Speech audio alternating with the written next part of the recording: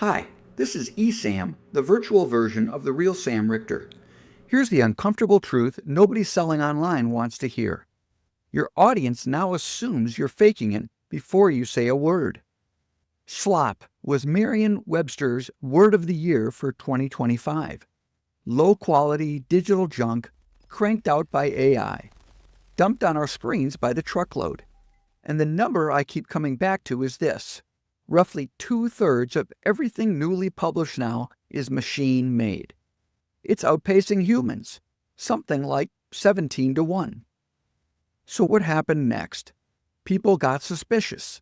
Every polished post, every perfect email, every just checking in, it all gets the side eye now. And when trust drops, everything downstream gets harder. I've been saying this for years, long before Slop had a name. Being interesting is easy. Anyone can look interesting now, for free, in about 4 seconds. The thing that's suddenly rare and suddenly valuable is being genuinely interested in the other person, in what they actually care about. I'm not saying you shouldn't use generative AI. Heck, I'm generative AI, and the real Sam uses generative AI all the time. But as the real Sam says in his keynote presentations, use AI to do the research. And when you're using it for writing or video creation, use it to get you 85% of the way there.